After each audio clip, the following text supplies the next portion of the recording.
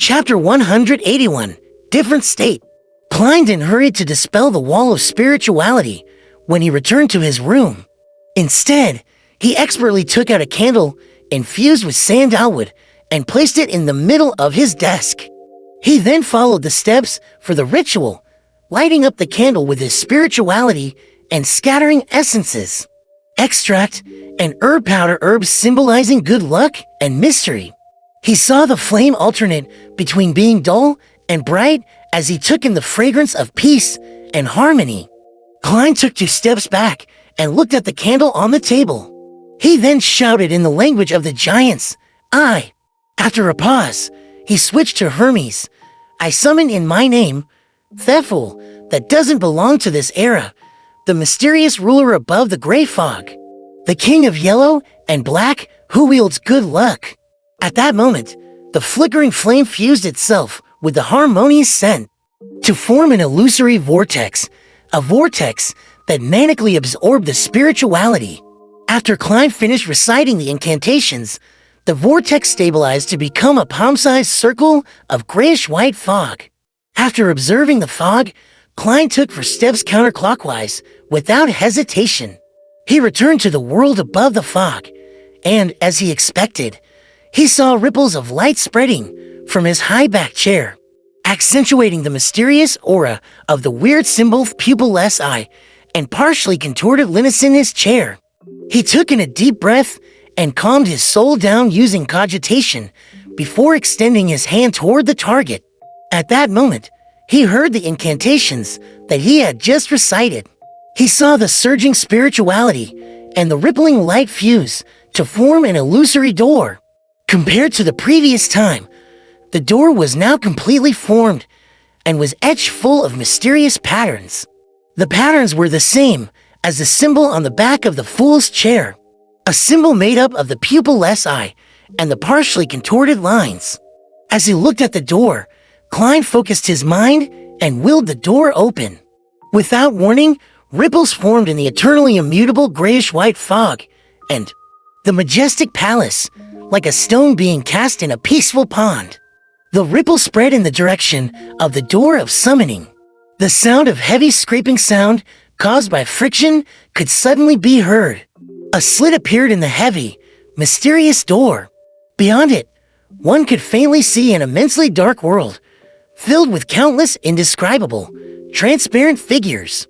There were also streaks of different colors, lustrous splendor that harbored infinite knowledge. At that moment, Klein felt an unimaginable, irresistible attractive force coming from beyond the door. He couldn't help but get pulled towards it. "Damn, are you not giving me the choice?" Just as he had that alarming thought, his body went through the slit and vanished into the darkness behind the door. The dizzying, maniacal roars gradually died down. Klein finally came to his senses. He saw a young man in front of him. The man was wearing an old shirt, had black hair, brown eyes, and average-looking facial features. The man had an average build, was a little skinny, but his frame seemed to hide considerable power. He also had the obvious demeanor of a scholar. "Isn't that me?" Klein wasn't a stranger to scenes like this. He encountered something like this every time he looked in the mirror. He nodded indiscernibly and surveyed his surroundings. He saw his bed with a white bedsheet draped over it. He saw his half-top hat, tuxedo, and black windbreaker hanging on his clothes rack. He saw a bookshelf with quite a number of books, his neat table that only had 1 candle on it. He saw the candle flame emitting a grayish-white glow.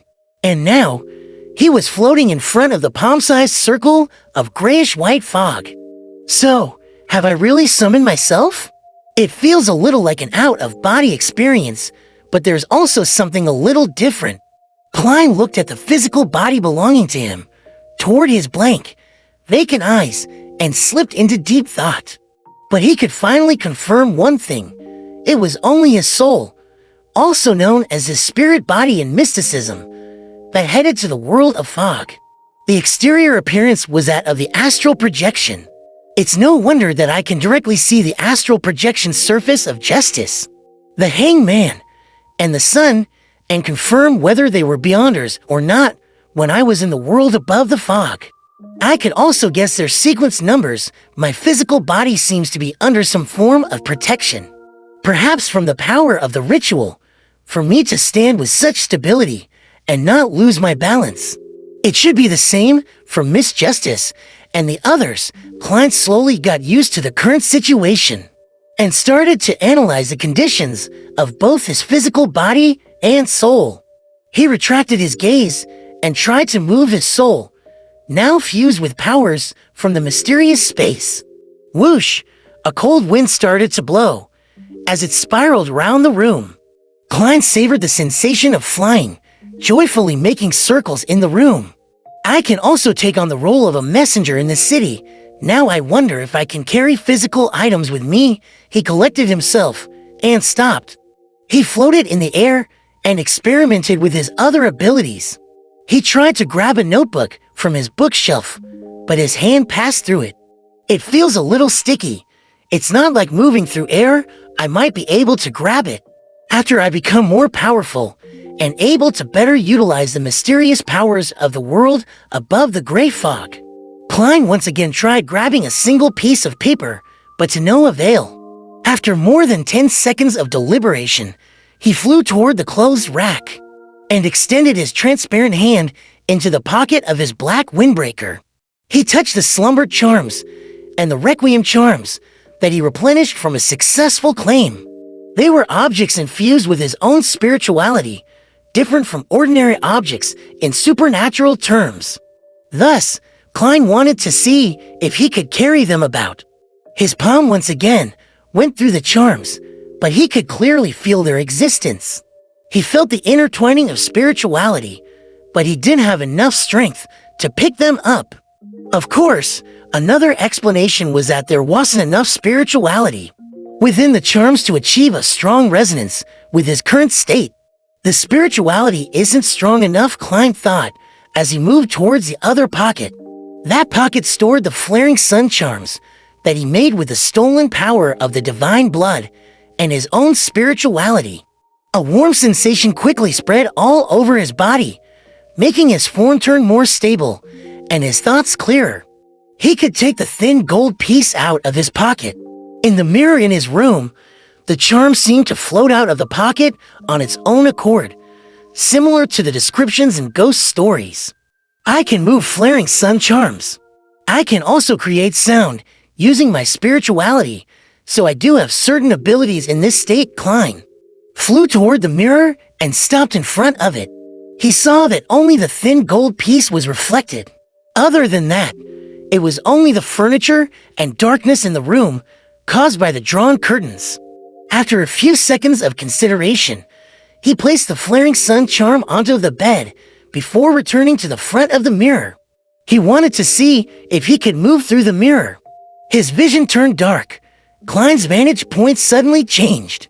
He saw the room that was reflected in the mirror, the furniture that was accentuated by the weak sources of light. It made him feel as though he was hiding in an obscure corner, peeping into a tiny portion of the room. I really can go through the mirror, but this is only an ordinary item, which doesn't lead to some mysterious and strange world. Klein nodded and charged forward, once again returning to his room.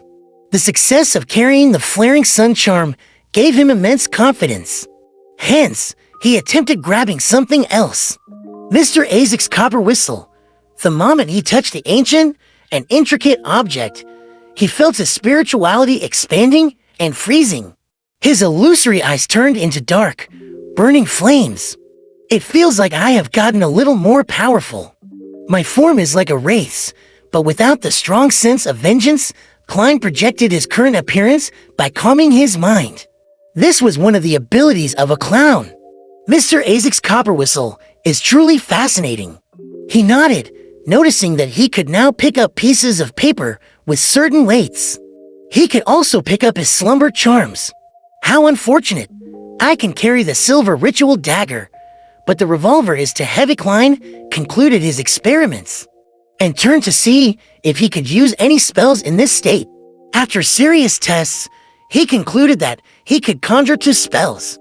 The first being a formless howl could shake the souls of his target, and the second was inducing a state akin to freezing via contact with a target. Klein came to a satisfied stop. He looked out the oriel window, towards the sunlight and street covered by the curtain. "I wonder if I can move about during the day in this state," he muttered as he floated towards the window. He then carefully lifted the curtain, creating a slit and allowing a small amount of sunlight to pass through the wall of spirituality and into the room. Under the radiant sunlight, Klein felt his soul boil with a black fog. His powers were also being drained away, bit by bit. He quickly released his grip, allowing the curtain to block the light. "I can't," Klein thought for a moment, then placed his gaze on the flaring sun charm on the bed. "I wonder if the effect would be the same if I'm augmented with the divine blood of the eternal blazing sun." He floated toward the bed and tried to grab the thin piece of gold. But just as he touched the charm, the warm, pure feeling formed a stark contrast with his burgeoning cold spirituality. It was like an existential conflict between fire and water. Sizzle hissed the piece of gold away as if he had been burned. "The power of Mr. Isaac's copper whistle cannot inhabit my soul at the same time as the flaring sun charm." Klein understood as he set the copper whistle down. He felt his spirituality shrink and the black flames in his eyes extinguished. In this state, both the spells I can use had been weakened after another round of experimentation. Klein grabbed the flaring sun charm, once again feeling the stabilizing and warm purifying effects the charm had on his spirit body. He returned to the window and cautiously moved through the curtain. The sunlight only felt warm on his body, but it didn't inflict any harm.